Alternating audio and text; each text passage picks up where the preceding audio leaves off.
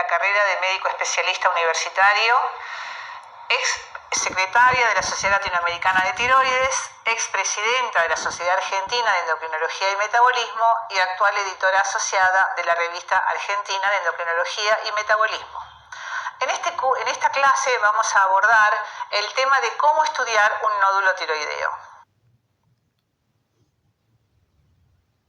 En el estudio del nódulo tiroideo debemos seguir distintos pasos, el primero de los cuales es la evaluación clínica del paciente.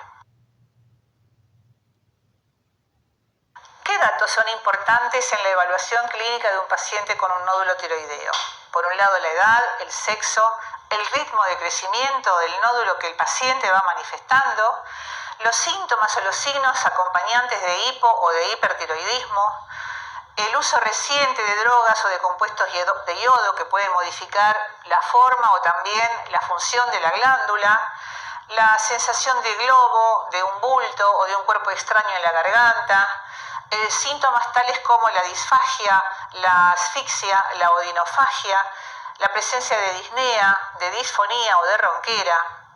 En cuanto al dolor, el paciente que manifiesta un dolor agudo puede ser en general el producto de una hemorragia intranodular, es decir, aquella situación en la cual en un nódulo pequeño y hasta ese momento no percibido, sufre un proceso de una hemorragia intranodular que hace que el nódulo crezca abruptamente de tamaño, provocando dolor en el cuello del paciente.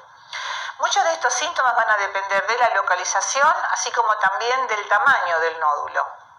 Y una de las cosas que es muy importante al momento de hacer el examen físico de un paciente con nódulo tiroideo es hacer una correcta inspección y palpación no solamente de la glándula tiroides, sino también de las cadenas ganglionares cervicales.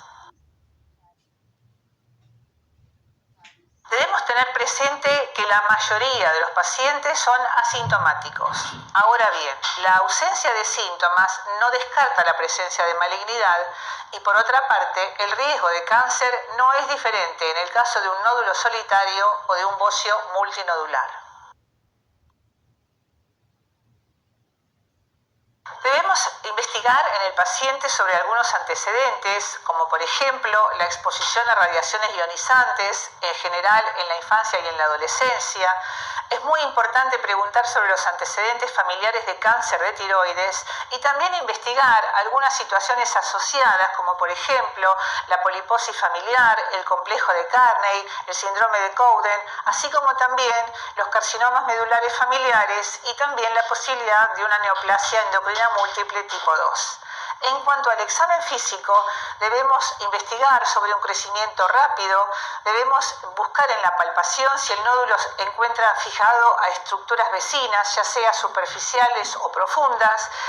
la consistencia del nódulo que puede variar de una consistencia dura o duro-pétrea a una consistencia leñosa, la presencia de adenopatías en el cuello, la presencia de ronquera, la presencia de parálisis de cuerdas vocales y prestar atención a aquellos nódulos grandes, mayores a 4 centímetros, en el sexo masculino y también en los extremos de la vida, ya que son mucho más pasibles de patología maligna los nódulos en sujetos en la edad infanto-juvenil o en los sujetos de mayor edad, mayores a 60 años. ¿Cuáles son los diagnósticos diferenciales a tener en cuenta? Más allá de enfermedades infecciosas o inflamatorias que pueden asentar sobre la tiroides, tener en cuenta que podemos estar en presencia de quistes branquiales o de quistes tiroglosos y también lo que tiene que ver con la presencia de traumatismos o malignidad asentando en la zona. Pasamos ahora a lo que tiene que ver con la evaluación bioquímica de pacientes con nódulos tiroideos.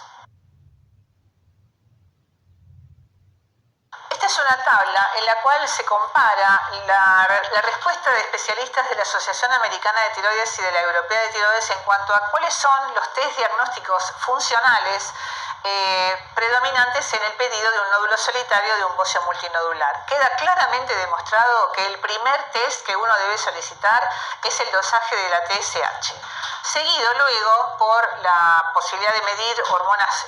libres, T4 o T3 libre o T3 o T4 total, como ustedes pueden ver en la tabla, con distinta proporción de aceptación, y también, por supuesto, la presencia o el dosaje de los anticuerpos antitiroideos.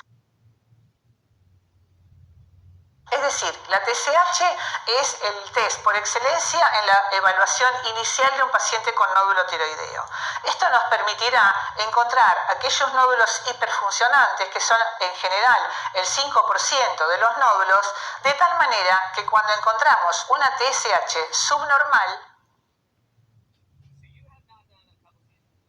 debemos solicitar en segundo paso hormonas tiroideas periféricas, ya sean totales o libres, y la posibilidad de realizar un centellograma tiroideo con el objetivo de discriminar si ese nódulo encontrado corresponde a un bocio uni o multinodular tóxico, es decir, una enfermedad de Plummer.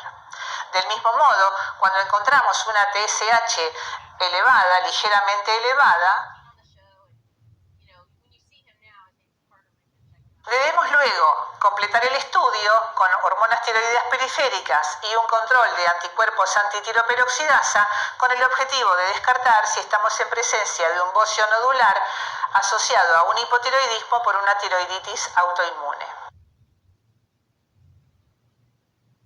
¿Qué aconsejan hoy en día las guías con respecto a la medición rutinaria tanto de tiroglobulina como de calcitonina? En cuanto a la tiroglobulina, la medición de esta proteína no está recomendada en forma rutinaria, y esto es porque es sabido que la tiroglobulina puede estar elevada en condiciones como un bocio multinodular o la tiroiditis, por lo cual se reconoce que tiene una escasa especificidad para el diagnóstico de malignidad. En cuanto a la calcitonina, las guías no recomiendan su medición en forma sistemática ante la presencia de un nódulo tiroideo, pero sí se reconoce su utilidad en algún subgrupo de pacientes, como por ejemplo en aquellos pacientes con nódulos dolorosos, con nódulos ubicados en el tercio superior, aquellos nódulos que presentan una citología indeterminada, es decir, un Bethesda 3 o 4, nódulos que van a ser enviados a cirugía, o en aquellos nódulos de menor tamaño, pero que presenten características ecográficas de alta sospecha de malignidad. Pasamos ahora a un capítulo fundamental en lo que es el diagnóstico de un nódulo tiroideo, como es las imágenes.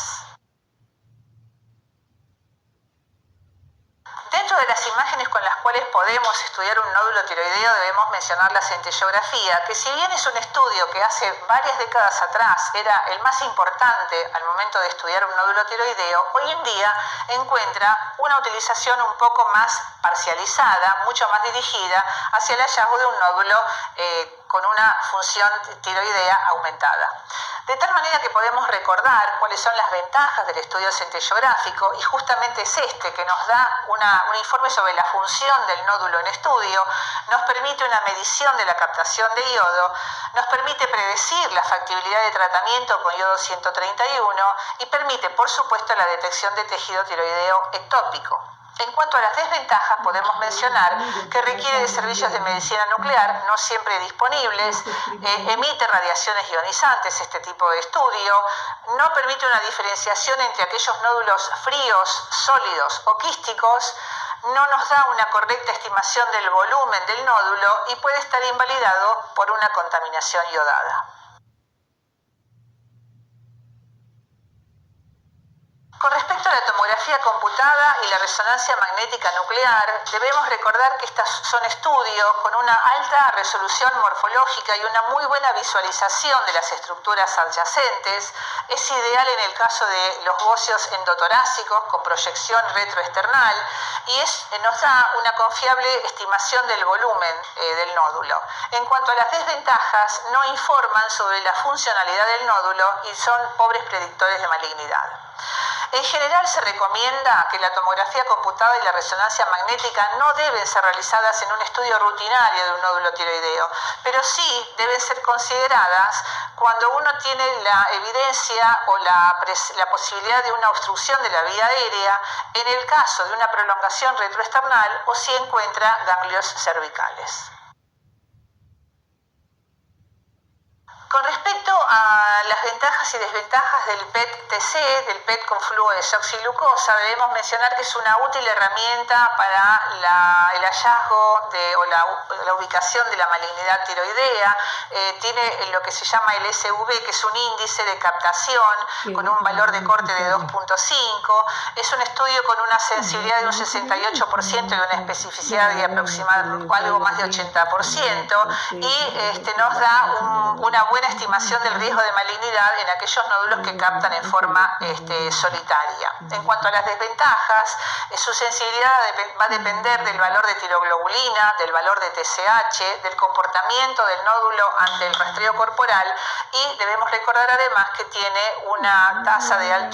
falsos positivos y falsos negativos no despreciable. Entonces, de tal forma que por su eficiencia diagnóstica no demasiado importante, por el alto costo y por la complejidad que tienen estos estudios por imágenes, no se recomienda la utilización del PET-TC en el estudio rutinario de un nódulo tiroideo. En cambio, sí está recomendado realizar este estudio en forma prequirúrgica en aquellos nódulos malignos con características de alta agresividad, así como también para poder proveer alguna información adicional en el caso de los nódulos con citologías indeterminadas.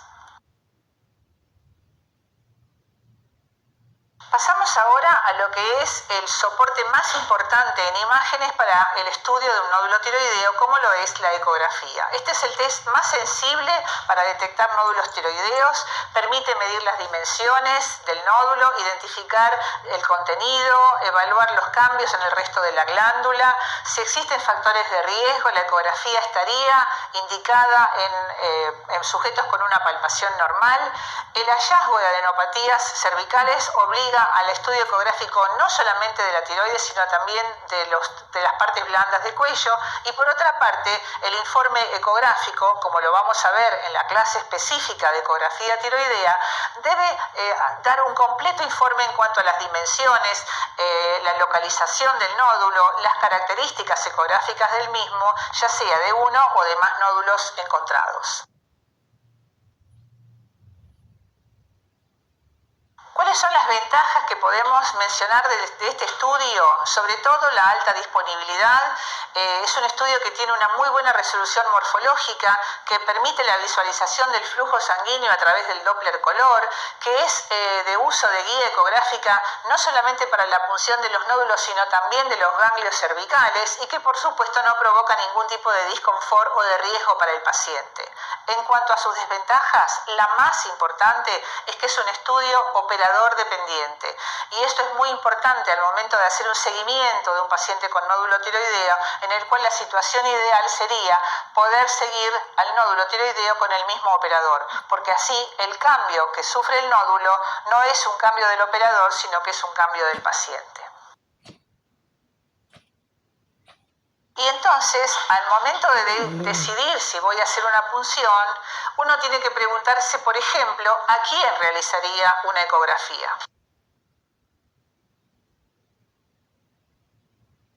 Varios estudios han demostrado claramente, y este es uno de ellos, en los cuales lo que se hizo en esta Task Force sobre el uso preventivo de la ecografía, lo que los autores encontraron en cuanto a revisar la efectividad de los programas de screening en individuos asintomáticos, lo que queda claramente demostrado es que no debe hacerse un screening de carcinoma diferenciado de tiroides en aquellos adultos sin síntomas o signos de la enfermedad.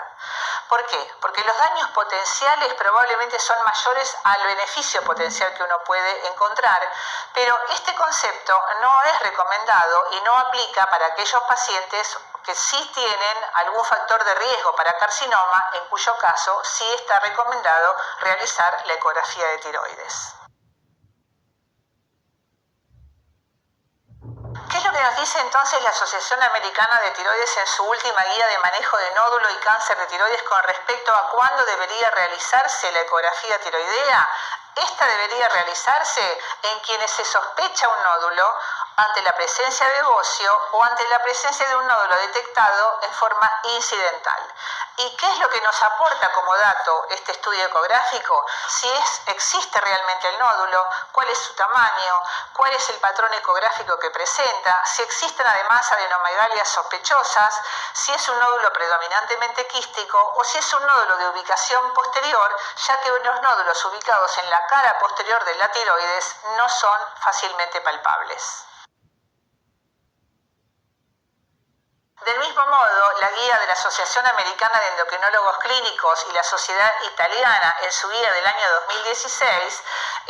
aconseja realizar una ecografía en aquellos pacientes con riesgo de un nódulo maligno, en pacientes con nódulos ovóceos palpables o en pacientes con adenopatías sugestivas de malignidad. Y no recomienda realizar la ecografía como un testeo en la población general o ante una palpación tiroidea normal o en sujetos de bajo riesgo clínico de enfermedad tiroidea. Es decir, que una vez realizada la ecografía tiroidea, ¿para qué nos está sirviendo este estudio? Una de las cosas es para buscar nódulos coincidentes o cambios en una glándula difusa, para detectar características ecográficas sugestivas de malignidad y seleccionar estas lesiones para la punción tiroidea, evaluar la presencia o el crecimiento extracapsular o la presencia de ganglios sospechosos. También nos sirve para elegir el diámetro y la longitud de la aguja para el procedimiento de punción, y si vamos a decidir un seguimiento longitudinal de un nódulo tiroideo, es una excelente herramienta para hacer un seguimiento en este tipo de pacientes. La segunda pregunta que debemos hacernos es ¿cuál es el tamaño del nódulo a punzar? En ese sentido, existe un consenso en que cuanto más pequeño es el tamaño del nódulo, mayor es el porcentaje de muestras insatisfactorias. En esta tabla muestro la presencia de muestras insatisfactorias según el tamaño nodular. Es una larga serie de trabajos publicados desde el año 99 y también incluyo la experiencia de nuestro grupo de trabajo, en el cual cuando comparamos nódulos de menos de 10 milímetros y nódulos de más de 10 milímetros, observamos claramente que en prácticamente todas las series, incluyendo a la nuestra, el porcentaje de muestras insatisfactorias en nódulos de menos de 1 centímetro prácticamente es el doble del hallado en nódulos de mayor tamaño. Y la otra pregunta que debemos hacernos es cuáles son las características ecográficas que van a ayudarnos para decidir la conducta posterior que va a ser decidir la punción o no en este paciente. En ese sentido, y como van a ver claramente en la clase destinada a ecografía tiroidea, existen hoy en día conocidos patrones ecográficos de alta sospecha de malignidad, sospecha intermedia, baja sospecha, muy baja sospecha de malignidad e inclusive nódulos benignos, los cuales ya tienen aproximadamente un riesgo de malignidad conocido y estimado por la publicación internacional, y tomando en consideración estas características, estos patrones ecográficos de riesgo de malignidad asociados a los tamaños de nódulos aconsejados a punzar, es como uno va decidiendo la conducta en cuanto a afrontar el paso posterior, que es la realización de una punción aspiración con aguja fina. De todas maneras, tanto sea la consideración del patrón ecográfico y la sospecha de malignidad, así como también el límite de corte para el nódulo a punzar, estas dos situaciones pueden verse modificadas ante la presencia de factores de riesgo del paciente o ante el hallazgo de adenopatías sospechosas. Llegamos finalmente a la niña bonita, al gol estándar, que es el estudio con la punción aspiración con aguja fina y posteriormente el estudio citológico de la muestra. Este es un estudio que al endocrinólogo lo provee del diagnóstico citológico de la enfermedad de base. Como digo yo, le pone el apellido al nódulo tiroideo, porque la ecografía me dice dónde está ubicado, cuánto mide, las características, pero no me dice finalmente qué es el nódulo. Quien me dice, o lo que me dice que es el nódulo, es el estudio citológico. Y por otra parte, la punción también permite en algunas circunstancias un seguimiento a largo plazo en patología benigna que muestra algún cambio, como vamos a ver en las próximas clases, por la gran reproductibilidad del diagnóstico. ¿Por qué la punción es el método más sensible y específico para detectar la malignidad? Claramente porque es un estudio que muestra una altísima sensibilidad, una altísima especificidad, con una muy baja tasa de falsos negativos y falsos positivos. Bueno, para concluir entonces en lo que hace al diagnóstico del nódulo tiroideo, recordar que todo debe empezar con un correcto interrogatorio y un examen clínico exhaustivo de la región tiroidea y del cuello. En cuanto al manejo de la TSH como primer elemento diagnóstico bioquímico, la ecografía de tiroides como primera línea en diagnóstico por imágenes y finalmente la selección de nódulos para la punción, considerar un buen balance entre el riesgo de retrasar un procedimiento diagnóstico o adelantar un procedimiento diagnóstico y de tratamiento superfluo. En este momento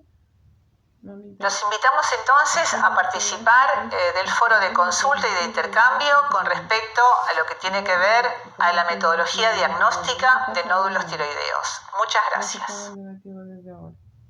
eso sí no le permite.